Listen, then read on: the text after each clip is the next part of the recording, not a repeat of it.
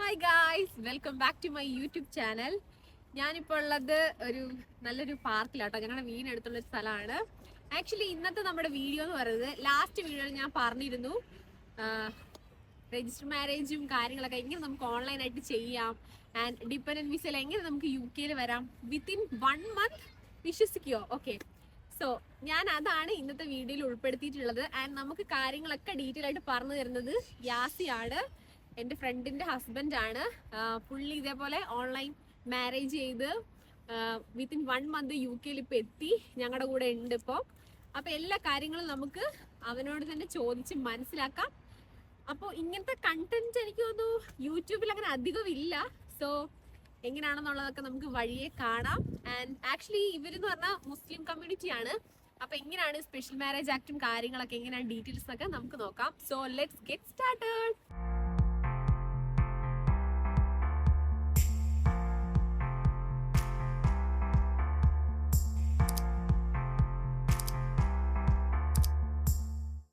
Hi guys, so ഇതാണ് ഞാൻ പറഞ്ഞ ആൾക്കാര് with my friend Shifana and her husband. Okay, അപ്പൊ ഇവരായിരിക്കും നമ്മുടെ കൂടെ ഇന്ന് ഹോൾ വീഡിയോയിൽ ഉണ്ടാവാൻ പോകുന്നത്. എല്ലാ കാര്യങ്ങളും യാസി ആയിരിക്കും നമുക്ക് പറഞ്ഞു തരുന്നത്. സോ നമുക്ക് ഓരോ കാര്യങ്ങളൊക്കെ യാസിന്റെ അടുത്ത് ചോദിക്കാം. സോ യാസി, എന്റെ ആദ്യത്തെ ചോദ്യം എന്ന് പറയുന്നത്, എങ്ങനെയാണ് നീ സ്പെഷ്യൽ മാരേജ് ആക്ടിനെ പറ്റി അറിഞ്ഞതും എന്തായിരുന്നു അതിന്റെ ബാക്കിലെ പ്രോസസ് എന്നുള്ളത് നമ്മുടെ സബ്സ്ക്രൈബേഴ്സിന്റെ അടുത്ത് ഒന്ന് ഡിസ്ക്രൈബ് ചെയ്യാൻ പറ്റുമോ?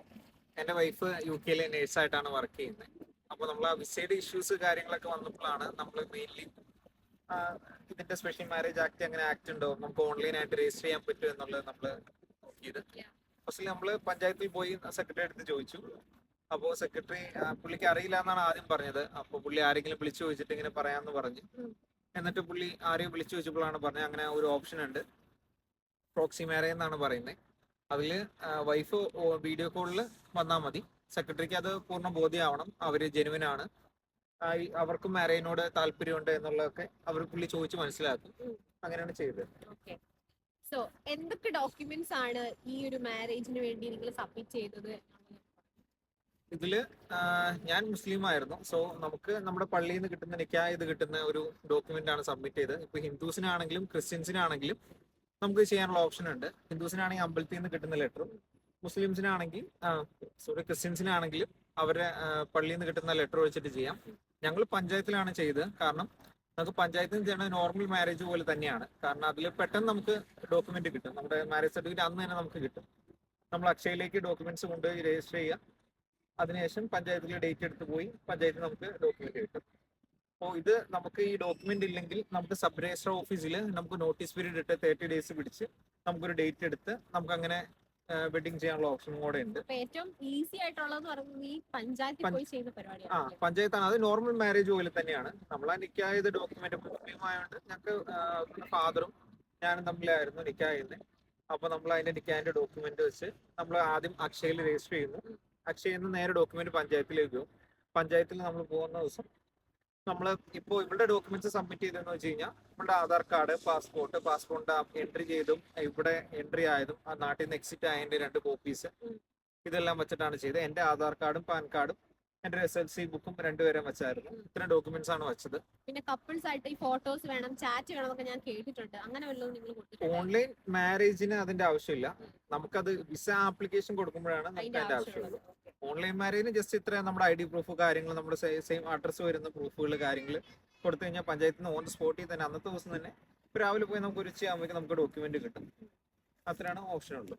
ഷിഫാന UK-ലായിരുന്നു. അവള് വീഡിയോ കോളിൽ സെക്രട്ടറി അവളെ വീഡിയോ കോളിൽ വിളിച്ചു. എന്നിട്ട് ചോദിച്ചു കല്യാണത്തിന് ഓക്കെ ആണോ, പിന്നെ ആളെ പരിചയമുണ്ട്, വരനാൻ പോകുന്ന ആളുടെ പേരെന്താണ്, അഡ്രസ് എന്താണ് എന്നൊക്കെ ചോദിച്ചിട്ടാണ് ഇതായത്. അപ്പൊ ഷിഫാനയോടാണ് എന്റെ ചോദ്യം, ഏത് ഏജൻസി ത്രൂ ആണ് നിങ്ങൾ ഈ പ്രോസസ്സും കാര്യങ്ങളൊക്കെ ചെയ്തത്, ആൻഡ് ടോട്ടൽ എത്ര കോസ്റ്റ് ആയി എന്നുള്ളത്? ഞങ്ങൾ വിസ എക്സ്പേർട്ട് വഴിയാണ് പ്രോസസ്, ഡിപെൻഡന്റ് വിസേന്റെ ഓൾ പ്രോസസ്സ് ചെയ്തത് വിസ എക്സ്പേർട്ട് വഴിയാണ് ചെയ്തത്. ഇതിന് നമ്മൾ ഏജൻസിക്ക് കൊടുത്ത ഫീ എന്ന് പറയുമ്പോഴത്തേക്ക് 4,000 rupees ആയിരുന്നു കൊടുത്തത്. ഡിപെൻഡന്റ് വിസയിൽ, അതായത് എന്റെ COസിനകത്ത് എനിക്ക് ഡിപെൻഡന്റ് വിസയ്ക്ക് മെയിൻ്റനൻസ് പ്രൊവൈഡ് ചെയ്യുന്നുണ്ടായിരുന്നു എന്റെ ട്രസ്റ്റ്. അതുകൊണ്ട് എനിക്ക് അധികം പൈസ എനിക്ക് വിസയ്ക്ക് കൊടുക്കേണ്ടി വന്നില്ല. ആകെ ഒരു ടോട്ടൽ കോസ്റ്റ് എനിക്ക് 36,000 രൂപ മാത്രമേ ആയിട്ടുള്ളൂ വിസയ്ക്ക് മാത്രമായിട്ട് വന്നത്. പിന്നെ ടോട്ടൽ കോസ്റ്റ് ഇത്രയാണ്. പിന്നെ ബാക്കി ടിക്കറ്റ് ചാർജ് അത് നമുക്ക് പേഴ്സണലി ഇൻഡിവിജ്വൽ ആയിട്ട് നമുക്ക് വരുന്നതാണ്. ടോട്ടൽ കോസ്റ്റ് ഓഫ് വിസ എന്ന് പറയുമ്പോഴത്തേക്ക് 36,000 പിന്നെ പ്ലസ് ഏജൻസി ഫീസ്. ഇത്രയായിരുന്നു എനിക്ക് വന്ന ടോട്ടൽ കോസ്റ്റ്. പ്രോസസ്സിങ്ങും കാര്യങ്ങളും എന്തൊക്കെ ഡോക്യുമെന്റ്സ് ആണ് വിസ ആപ്ലിക്കേഷൻ വേണ്ടി നിങ്ങൾ സബ്മിറ്റ് ചെയ്തതെന്നുള്ളത് എന്ന് പറയുന്നത്? നമുക്ക് മെയിൻലി വേണ്ടത് നമ്മുടെ ആദ്യം മെഡിക്കൽ വേണം, പിന്നെ നമ്മുടെ മാരേജ് സർട്ടിഫിക്കറ്റ്, പിന്നെ പോലീസ് ക്ലിയറൻസ്, COS വേണം, വൈഫിന്റെ COS. ഇത്രയും ഡോക്യുമെന്റ്സ് ആണ് മെയിൻലി ഇമ്പോർട്ടൻസ് ആയിട്ട് മെയിൻലി വരുന്നത്. നമുക്ക് നമുക്ക് ഫസ്റ്റ് പ്രോസസ് പോലെ നമുക്ക് പറയാം. നമ്മൾ ആദ്യം ചെയ്യേണ്ടത് വൈഫിന്റെ COS അവിടുത്തെ അഡ്രസ്സുമാണ് നമുക്ക് ഇങ്ങോട്ട് അയച്ചു തരേണ്ടത്. നമ്മളപ്പോൾ വിസ എക്സ്പെർട്ട് എന്ന് പറഞ്ഞൊരു ഏജൻസി വേണം നമ്മൾ ചെയ്തത്.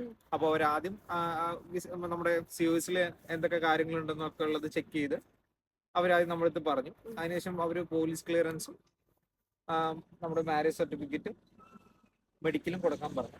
അപ്പൊ നമുക്ക് പോലീസ് ക്ലിയറൻസ് നമ്മൾ പാസ്പോർട്ട് ഓഫീസ് വഴി നമ്മൾ അപ്പോയിന്റ്മെന്റ് ഡേറ്റ് എടുത്ത് നമ്മൾ അങ്ങനെ എടുത്തു. മെഡിക്കൽ നമ്മൾ അമൃതയെന്നാണ് എടുത്തത്, അത് കൊച്ചിയിൽ നിന്ന്. അത് അറൌണ്ട് ഒരു 2500 ആയി. അത് കഴിഞ്ഞ് മാരേജ് സർട്ടിഫിക്കറ്റ് കൂടെ സബ്മിറ്റ് ചെയ്ത് എല്ലാ ഡോക്യുമെന്റ്സോടും വെച്ചിട്ട് നമ്മൾ വിസ എക്സ്പേർട്ടിന് കൊടുത്തു. അപ്പോൾ അവർ പറഞ്ഞു, കാരണം നമുക്കിത് ഓൺലൈൻ മാരേജ് ആണ്, സോ അവർക്ക് ഇച്ചിരൂടെ പ്രൂഫ്സ് വേണം. കാരണം ഇതിപ്പോ UK വിടുമ്പോൾ, കാരണം ഇന്ത്യൻ കൾച്ചർ UK അറിയില്ല, അപ്പൊ ഇത് സക്സസ് ആവില്ല എന്ന് അവർ ഡൗട്ട് പറഞ്ഞു. അപ്പം അതിന് നമ്മൾ മാക്സിമം സ്ട്രോങ് ആക്കുന്ന രീതിയിൽ ഉള്ള ഡോക്യുമെന്റ്സ് വേണം. അപ്പൊ ഞങ്ങളുടെ 2-3 സെൽഫീസ് ഉണ്ടായിരുന്നു, ഞങ്ങളുടെ ചാറ്റ്, ഇംഗ്ലീഷ് ചാറ്റ് ഉണ്ടായിരുന്നു അല്ലേ? നമുക്ക് ഇംഗ്ലീഷ് ചാറ്റ് എന്ന് പറഞ്ഞിട്ടില്ല, ഞങ്ങളുടെ 2-3 സ്റ്റിക്കേഴ്സ് ആണ്. പല ഏജൻസീസും പലതാണ് പറയുന്നത്. ഞങ്ങളുടെ കാര്യത്തില് നമുക്ക് വന്നത് ജസ്റ്റ് സ്റ്റിക്കേഴ്സും 2-3 മെസ്സേജ് ആണ് ഉള്ളത്. കാരണം നമ്മുടെ പേഴ്സണലുള്ള കാര്യങ്ങൾ നമുക്ക് എക്സ്പ്ലോർ ചെയ്യാൻ പറ്റില്ല. സോ നമ്മൾ ഡിലീറ്റ് ചെയ്തതിന് ശേഷം ആ ഡേറ്റ് വരുന്ന രീതിയിൽ കാണുന്ന രീതിയിലാണ് നമ്മൾ കൊടുത്ത്. ചാറ്റും ഈ സെൽഫീസും പിന്നെ അക്കൗണ്ട് ട്രാൻസ്ഫർ ഉണ്ടെങ്കിൽ അത് കാണിക്കാൻ പറഞ്ഞു. അപ്പൊ അക്കൗണ്ട് സ്റ്റേറ്റ്മെന്റ് കാര്യങ്ങൾ, ഇൻ കേസ് നമുക്കിപ്പോ ഒരു ജോയിന്റ് അക്കൗണ്ട് ഉണ്ടെങ്കിലോ അല്ലെങ്കിൽ സെയിം അഡ്രസ് പ്രൂഫോ എന്തെങ്കിലും കാര്യങ്ങൾ ഉണ്ടെങ്കിൽ അത്രയും ബെറ്റർ ആണ്. ഇപ്പോൾ നമ്മൾ മാരേജ് കഴിഞ്ഞ് കഴിഞ്ഞാൽ നമുക്ക് റേഷൻ കാർഡിൽ ചേർക്കണം, അങ്ങനെ എന്തെങ്കിലും പ്രോസസ്സ് കൊടുത്തു കഴിഞ്ഞാൽ സെയിം അഡ്രസ് പ്രൂഫ് ഉണ്ടെങ്കിൽ അത്രയും സ്ട്രോങ് ആവും. അപ്പോൾ ഇത്രയും കാര്യങ്ങൾ കൊടുത്തിട്ടാണ് നമ്മൾ പ്രോസസ്സ് ചെയ്തത്.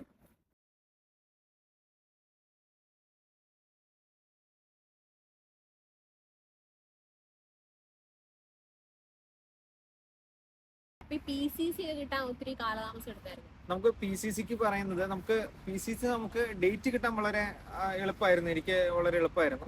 പക്ഷെ PCC നമ്മുടെ കയ്യിലേക്ക് കിട്ടാൻ നമ്മളിപ്പോ പാസ്പോർട്ട് ഓഫീസിൽ പോയി ഒരു 2 days കഴിഞ്ഞപ്പോഴേക്കും എനിക്ക് ഓഫീസിൽ നിന്ന് തന്നെ വിളിച്ചു. അപ്പോൾ എന്നെ പരിചയമുള്ള ഒരു സാറായിരുന്നു. സോ പുള്ളി വിളിച്ചപ്പോൾ തന്നെ ഞാൻ അവിടെ ചെന്നപ്പോൾ പ്രോസസ് അപ്പോൾ തന്നെ കംപ്ലീറ്റ് ചെയ്ത് വിട്ടു. ഒരു 3 days 4 days കഴിഞ്ഞപ്പോഴേക്കും എനിക്കത് കൊറിയർ വന്നു, ഐറ്റം കൊറിയർ വന്നു. വർക്കിംഗ് ഡേയ്സ് ആണ്, ഒരു അറൌണ്ട് ഒരു 5 days വർക്കിംഗ് ഡേയ്സിനുള്ളിൽ നമുക്കിത് വരും. പിന്നെ നമുക്ക് മെഡിക്കൽ സ്പോട്ടിൽ നമുക്ക് കിട്ടും, വേറെ ഒന്നുമില്ല. പിന്നെ നമുക്കിത് വിസ പ്രോസസ്സിങ്ങിന് വച്ച് കഴിഞ്ഞാൽ നമുക്ക് അതിന്റെ അപ്ഡേറ്റ്സ് കാര്യങ്ങളൊക്കെ UKVയുടെ സൈറ്റിൽ, നമുക്ക് UKയുടെ സൈറ്റിൽ കാണാം. ഗവൺമെന്റ് ഓതറൈസ്ഡ് സൈറ്റ് ആണ്, നമുക്കത് സൈറ്റിൽ കാണാവുന്നതാണ്. നമുക്കൊരു റെഫറൻസ് നമ്പറും നമ്മുടെ ഡേറ്റ് ഓഫ് ബർത്തും കൊടുത്തു കഴിഞ്ഞാൽ നമുക്കത് ഡാറ്റാസ് കാണാൻ പറ്റും.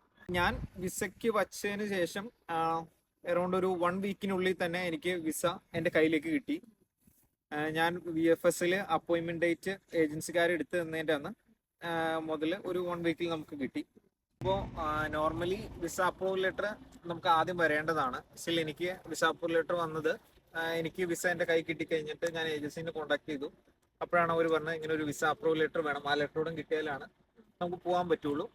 അപ്പോൾ എനിക്കൊരു ശനിയാഴ്ചയാണ് എൻ്റെ വിസ എൻ്റെ കൈ കിട്ടിയത്. അപ്പോൾ അവർ പറഞ്ഞു 2 days വെയിറ്റ് ചെയ്യണം, കാരണം എന്തെങ്കിലും അവിടുത്തെ ശനി ഞായറും വർക്കിംഗ് അല്ലാത്തതുകൊണ്ടായിരിക്കും ചിലപ്പോൾ വരാത്തത്. അപ്പോൾ ഞാൻ തിങ്കളാഴ്ച ആയപ്പോഴേക്കും, ഒരു തിങ്കളാഴ്ച 11 മണിക്ക് ആയപ്പോഴേക്കും എനിക്ക് വിസ അപ്രൂവൽ ലെറ്റർ വന്നു. ആ ലെറ്ററോട് ഉണ്ടെങ്കിൽ മാത്രമാണ് നമുക്ക് UKയിലേക്ക് എൻട്രി ഉള്ളൂ. കാരണം നമ്മൾ എയർപോർട്ടിൽ കയറുന്ന ടൈമിൽ ചിലപ്പോൾ അവർ ചോദിക്കാം, കാരണം വിസ സ്കാം കാര്യങ്ങളൊക്കെ കൂടുതലായിട്ട് നടക്കുന്നതുകൊണ്ട് ആ ലെറ്ററിന്റെ ഇമ്പോർട്ടൻസ് ഉണ്ടെന്നാണ് അവർ പറഞ്ഞത്. സോ ഫൈനലി ഞാനങ്ങനെ UKയിൽ എത്തിയിട്ടുണ്ട്. നമുക്കപ്പോൾ ഇനി നെക്സ്റ്റ് കണ്ടന്റ് എന്ന് വെച്ച് കഴിഞ്ഞാൽ നമുക്ക് NHSൽ എങ്ങനെ 1 month കൊണ്ട് 1 month അല്ല, ഒരു 1.5 month കൊണ്ട് നമുക്ക് എങ്ങനെ ജോബ് സെറ്റ് ചെയ്യാം എന്നുള്ളൊരു വീഡിയോ കൂടെ വരുന്നുണ്ട്. സോ അതുവരെ എല്ലാവരും സ്റ്റേ ട്യൂൺ. സോ ഇതൊക്കെയാണ് നമ്മുടെ special marriage act related updates. So എന്തെങ്കിലും ഡൗട്ട്സോ കാര്യങ്ങളോ എന്തെങ്കിലും ഉണ്ടെങ്കിൽ ജസ്റ്റ് കമന്റ്, പറ്റുന്ന പോലെ നമ്മൾ റിപ്ലൈ ചെയ്യാൻ ശ്രമിക്കാം. സോ ഇതുപോലെ ഒത്തിരി പേര് ഇങ്ങനെയൊക്കെ നോക്കുന്നുണ്ട്, ഇങ്ങോട്ടേക്ക് വരാൻ നോക്കുന്നുണ്ടെങ്കിൽ ഈ വീഡിയോ ഭയങ്കര ഹെൽപ്ഫുൾ ആയിരിക്കും അങ്ങനെയുള്ള ആൾക്കാർക്ക് വേണ്ടിയിട്ട്. അപ്പം വീഡിയോ ഇഷ്ടപ്പെട്ട എന്തായാലും ലൈക്ക് ചെയ്യുക, കമന്റ് ചെയ്യുക, ഷെയർ ചെയ്യുക, മാക്സിമം ഷെയർ ചെയ്യുക. കാരണം ഇതൊരു നല്ലൊരു ഇൻഫോർമേഷൻ ആയിരിക്കുമെന്ന് ഞാൻ വിശ്വസിക്കുന്നു അല്ലേ. അപ്പോൾ അത്രേ ഉള്ളൂ. Thank you guys for watching my video.